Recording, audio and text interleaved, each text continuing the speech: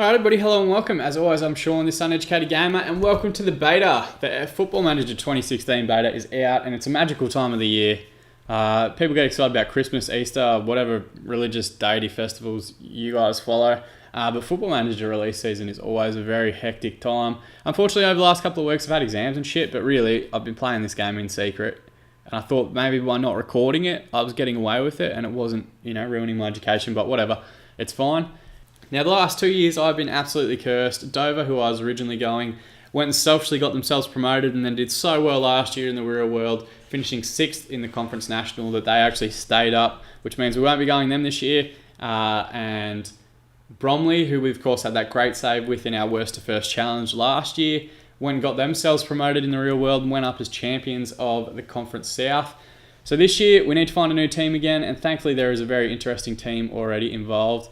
And that is, ta-da, FC United. Of course, you've probably already read it in the description. And to be honest with you, there are 6,500 different people that are already doing FC United saves on their own channels. So there's a ton of YouTube content about these guys already. But the reality is they are the most interesting team that you could go at the lowest level within England. And it's always a popular save. Everyone wants to do it. So you can see here, media predicts them to finish 18th. I think their squad is way better than that. It's probably just as good as the Bromley squad that I had last year. So I think they can finish well and truly above that. However, because they were promoted and the predictions to finish usually goes on the club reputation as opposed to the actual ability of the playing group, they are picked to go 18th this year. We'll aim a little bit higher than that. So Andy Walsh, who is the general manager, has welcomed us to the club. We'll go through the club structure a little bit further. I'm going to skip past these as well. Let's have a look at the club itself. Okay, so founded in 2005, you can see here. FC United of Manchester were actually a breakaway supporters group of Manchester United. They were unhappy with Manchester United being taken over by a private ownership group, which was the Glazer family. So Malcolm Glazer was originally the one that took over as Chief of Staff. You can see here there's a whole bunch of them. Joel Glazer, Brian Glazer, Kevin Glazer, Egbert Glazer, Darcy Glazer, and I think there's another guy as well who has a job that's not necessarily on the director's board, but is involved somewhere in the marketing brand. When they first took over in 2005, most fans weren't really 100% sure how to take it. And how it was going to work out. They weren't used to Manchester United being owned by a private player. A private family? Or a private ownership group, which is, I can't even remember what it's called. Some fans reacted, well to it. Some of them didn't care. I remember I didn't particularly care. There were clubs all around the world at the time, particularly like Chelsea and stuff like that were getting taken over by these billionaires and just having a ton of money poured into it. I think the biggest issue was that the Glazers took over the company with a view of running it like a business, and accrued massive amounts of debt in what was a very aggressive and hostile takeover. They were purchasing shares and porches into the club at way higher than the going rate to try and get as large a stake as they possibly could, as early as they possibly could. So I think it was at the time about 100 or 200 Manchester United fans decided to try and trademark the FC United name and start a breakaway group.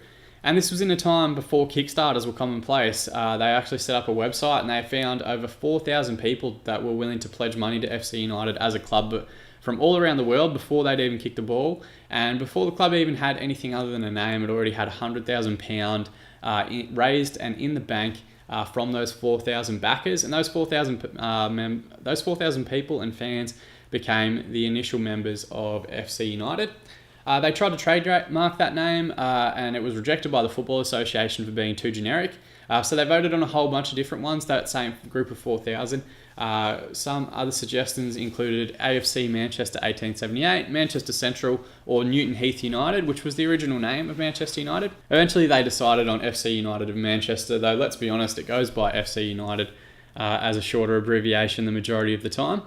And once they were registered with the Football Association, their first order of business was to get themselves a manager. And the first one they ever had was Carl Marginson, who I've just taken over from. He's actually managed the club from 2005 when they were their inception at 2005 to present day. He is still currently managing the team in the Conference National. Back in his playing days, he was a midfielder with Rotherham United. I think you can see that here in his history. He was all over the shop. So he played for a bunch of different teams at a bunch of different levels. So a very successful manager for FC United. He's actually overseen all 3 of the promotions that they've had. If we go back here to the club history, you can only see that they're in the regional divisions and then the Premier divisions. But they actually were promoted from the Northwest Counties Football League, which is where they got their first start. Then the Northern Premier League Division 1 North. Then last season, the Northern Premier League Premier Division.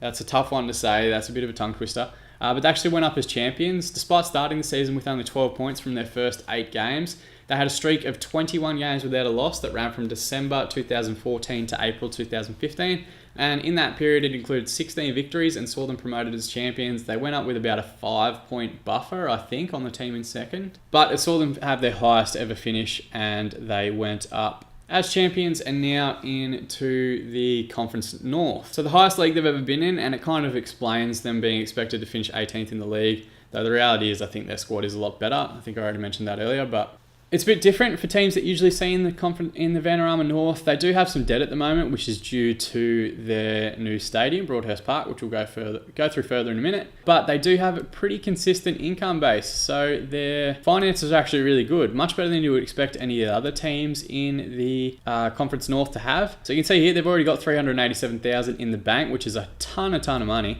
And it looks like their projected forecast for the next few years is only going to increase up towards about £500,000, which is incredible. If you take into account us getting promoted and stuff, there should be spikes from sponsorships and kit sales and all that sort of thing as well. So they've already lost £750 a month, which is fine.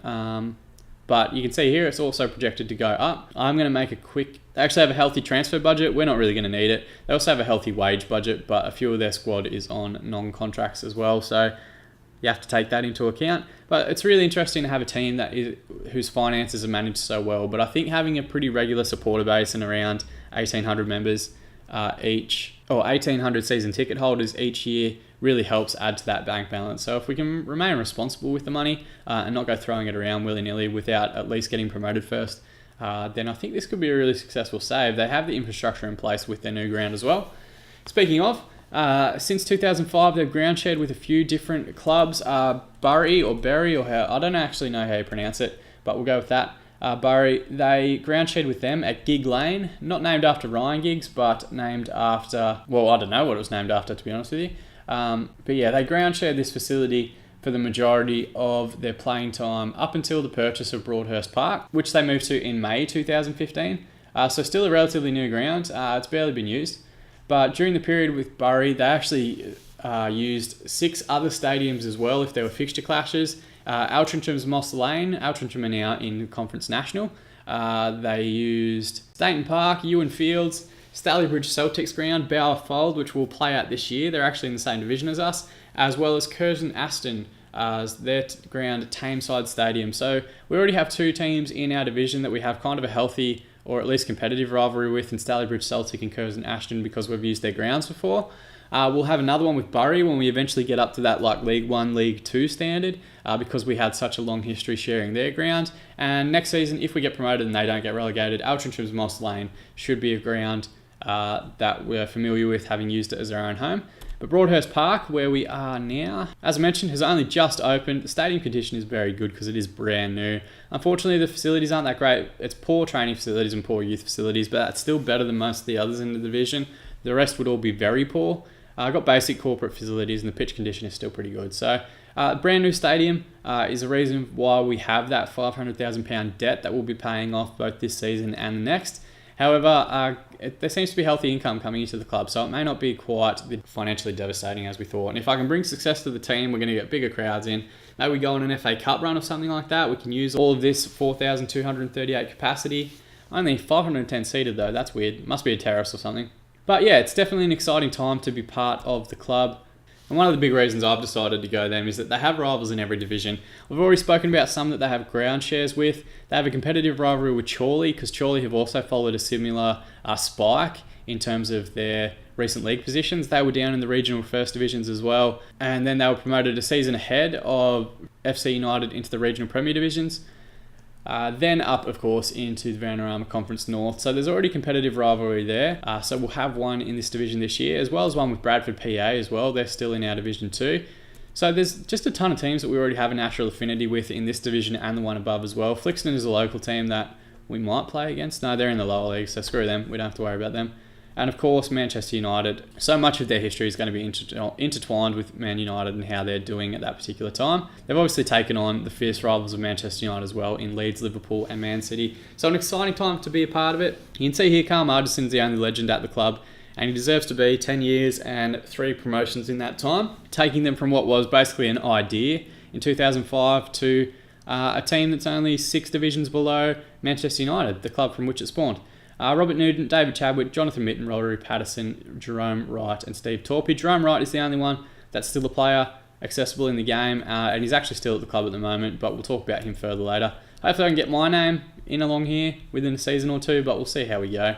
But an exciting time to be involved in the club, an exciting time for the fans as well, the highest league position that they've ever had in the English structure. And I'm really excited about the season, so I think it's a cool time to be taking over. And really, if you're going to do a long-term save like this, you want to make it as interesting as possible. And I think a combination of their history with Manchester United, the fact that they already have so many relationships with other teams in the lower divisions, and the fact that they have rivalries really going all the way up to the top of the English structure, as well as like the income of owning their own stadium, and a pretty loyal supporter base. 1,800 season ticket holders is as good a reason as any. Now, I've never actually managed a team that's owned by its supporter the way FC United is. They elect a general manager who we spoke about earlier. Andy Walsh is the one that welcomed us to the club. The closest I could compare a general manager to is like if you think Real Madrid and Barcelona with their presidential races, like every year when Perez promises he's going to sign the world so he can stay president. Probably the closest thing I can compare it to. I'm not aware of anyone else in the English league structure that has their fans vote their chairman or their general manager or their president or whatever it is to the seat. So it could be another interesting dynamic in this series, that it could be that they elect a different person to that general manager role